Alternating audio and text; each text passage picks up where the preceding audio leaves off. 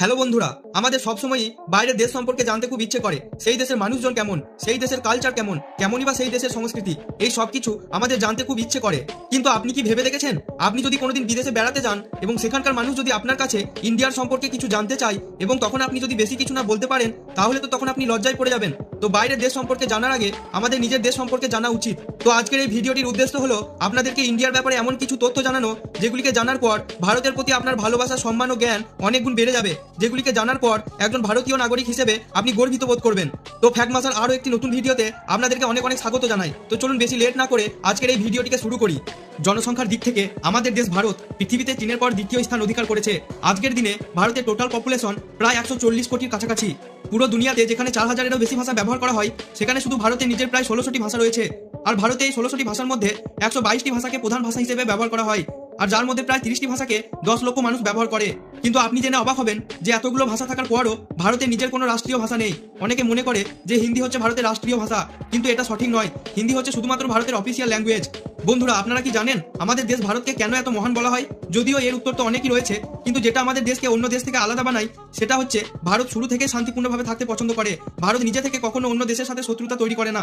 মানে ভারত তার 10,000 বছরের ইতিহাসে কখনো কোনো দেশের উপরে প্রথম আক্রমণ করে নাই।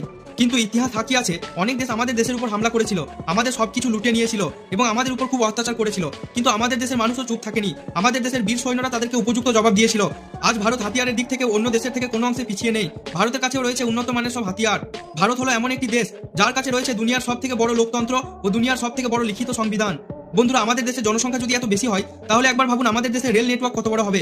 আপনি এটা জেনে গর্বিত হবেন যে ইন্ডিয়া রেলওয়ে নেটওয়ার্ক এশিয়ার মধ্যে সব থেকে বড় এবং পুরো পৃথিবীতে আমেরিকা এবং চীনের পর তৃতীয় সব থেকে বড় রেলওয়ে নেটওয়ার্ক।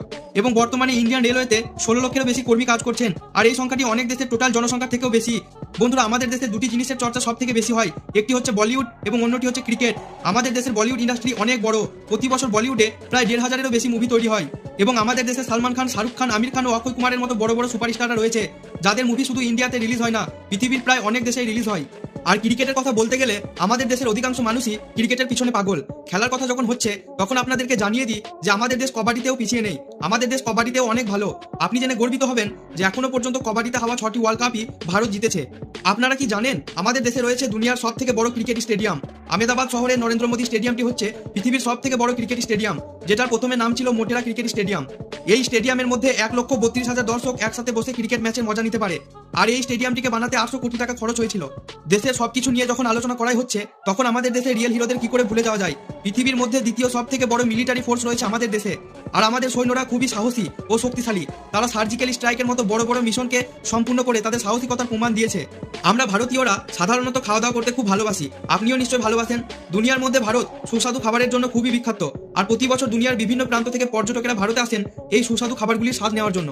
পাঞ্জাবের পনির টিক্কা থেকে শুরু করে গুজরাটের ফাফড়া ও তামিলনাড়ুর ইডলি ডোসা, এই সব সুস্বাদু খাবারগুলি শুধু ভারতের মানুষদেরকে পাগল করেনি, বাইরের দেশের মানুষদেরকে অনেকটাই পাগল করেছে। খাবারের কথা যখন হচ্ছে তখন আপনাদেরকে জানাই যে আমাদের দেশে সব থেকে বেশি ভেজিটেরিয়ান মানুষ রয়েছেন। ভারতের টোটাল পপুলেশনের প্রায় 40% মানুষই ভেজিটেরিয়ান। বন্ধুরা, আপনারা তো এটা জানেন যে পড়াশোনার দিক থেকে ভারত শুরু থেকে অনেকটা এগিয়ে আছে। প্রাচীন ভারতে নালন্দা ও বিক্রমশিলার মতো বড় বড় শিক্ষা কেন্দ্রগুলি ছিল। আজকের দিনে যেমন হার্ভার্ড ইউনিভার্সিটি, অক্সফোর্ড ইউনিভার্সিটি ও কেমব্রিজ ইউনিভার্সিটির মতো বড় বড় শিক্ষা কেন্দ্রগুলি রয়েছে। আর প্রাচীনকালে বাইরের দেশ থেকে বহু ছাত্রছাত্রী আসতো নালন্দা বিশ্ববিদ্যালয়ে পড়াশোনা করার জন্য। আপনি কি জানেন ছাত্রছাত্রীর দিক থেকে বিশ্বের সব থেকে বড় স্কুলটি রয়েছে আমাদের দেশের মধ্যে? উত্তরপ্রদেশের শহর লখনৌর সিটি মন্টেসরি স্কুলটি হচ্ছে পৃথিবীর সব থেকে বড় স্কুল, যেখানে 56,000 ছাত্রছাত্রী পড়াশোনা করে। আর এই স্কুলটি বিশ্বের সব থেকে বড় স্কুল হওয়ার জন্য এর নাম গিনিস বুক অফ ওয়ার্ল্ড রেকর্ডেও তোলা হয়েছে, যেটা খুবই গর্বের ব্যাপার। আপনারা কি জানেন পৃথিবীর মধ্যে সব থেকে বেশি পোস্ট অফিস রয়েছে আমাদের দেশে? বর্তমানে ভারতবর্ষে 1,55,000-এরও বেশি পোস্ট অফিস রয়েছে, আর ভারতীয় পোস্টাল সার্ভিসের সাথে প্রায় 4,16,000 জন কর্মী যুক্ত রয়েছে। যদিও ভারতীয় পোস্টাল সার্ভিস অনেক পুরনো, কিন্তু ভারতীয় পোস্টাল সার্ভিস ছাড়া কোনো সরকারি কাজ হয় না। আপনারা নিশ্চয়ই ভারতের মধ্যে বিভিন্ন গ্রাম এবং শহরে পোস্ট অফিস দেখেছেন, কিন্তু কোনোদিন কি পানির উপরে ভাসমান পোস্ট অফিস দেখেছেন? দেখেননি তো? ভারতের জম্মু কাশ্মীরে ডাল লেকে রয়েছে পৃথিবীর প্রথম ভাসমান পোস্ট অফিস। আজ টেকনোলজি এতটাই উন্নত যে পৃথিবীর বিভিন্ন দেশে বিভিন্ন দপ্তরে রোবট ব্যবহার করা হচ্ছে, আর এই দিক থেকেও ভারত কোনো অংশে পিছিয়ে নেই।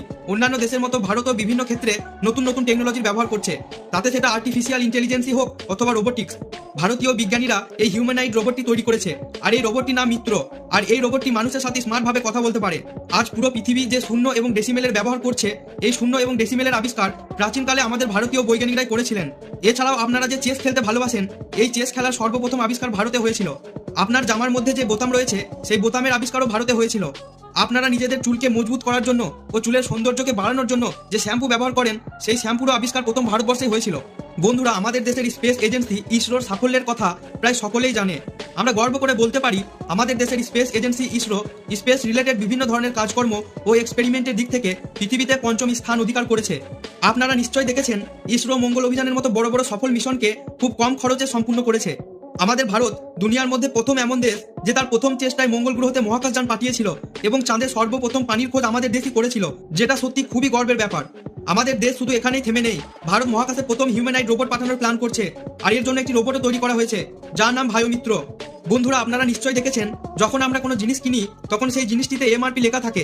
সাধারণত এই এমআরপি জিনিসটির মূল্য নির্ধারণ করে, কিন্তু আপনি হয়তো জানেন না যে ভারত দুনিয়ার মধ্যে একা এমন একটি দেশ যেখানে প্রতিটি জিনিসের উপর তার এমআরপি লেখা থাকে। পৃথিবীর 7টি আশ্চর্য জিনিসের মধ্যে অন্যতম একটি আশ্চর্য জিনিস তাজমহল রয়েছে আমাদের দেশে। প্রতি বছর আমাদের দেশের মানুষ যেমন বিভিন্ন দেশে ভ্রমণ করতে যান পৃথিবীর আশ্চর্য সব জিনিসগুলিকে দেখার জন্য, ঠিক তেমনই বাইরের দেশ থেকে বহু পর্যটক প্রতি বছর ভারতে ভ্রমণ করতে আসেন এই আগ্রার তাজমহলকে দেখার জন্য। এছাড়াও দুনিয়ার সব থেকে উঁচু statue the statue of unity রয়েছে আমাদের দেশে। প্রতি বছর বহু টুরিস্ট বাইরে থেকে আসেন এই স্ট্যাচু অফ ইউনিটিকে দেখার জন্য। এই রকম আরো অনেক আশ্চর্য জিনিস রয়েছে আমাদের দেশে, আর এই সব জিনিসগুলি থাকার ফলে আমাদের দেশের মর্যাদা ও সম্মান অনেক গুণ বেড়ে গেছে। আপনারা নিশ্চয়ই নতুন নতুন খাবার তৈরি করে খেতে খুব ভালোবাসেন, আর এই সব খাবারের স্বাদ এনে দেয় সুস্বাদু মশলা। কিন্তু আপনি কি জানেন দুনিয়ার সব থেকে বেশি মশলা উৎপাদন হয় আমাদের দেশে? পুরো দুনিয়ার 70% মশলা ভারত থেকে এক্সপোর্ট করা হয়। এছাড়াও পৃথিবীর সব থেকে বেশি কলা উৎপাদন ভারতবর্ষে হয়।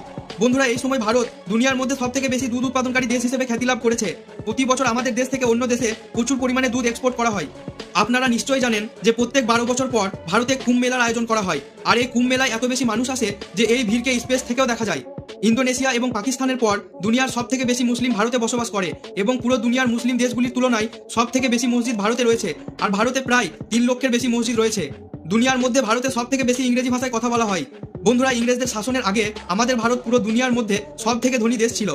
বন্ধুরা, অনেক গবেষণার পর জানা গেছে যে ভারতের মানুষ অনেক বুদ্ধিমান, কারণ আজকের দিনে আমেরিকার 38% ডক্টর এবং 12% সায়েন্টিস্ট ইন্ডিয়ান। এছাড়াও ভারতের 36% সায়েন্টিস্ট নাসাতে কাজ করছে, এবং 34% ভারতীয় মাইক্রোসফটের মতো বড় বড় কোম্পানিতে কাজ করছে।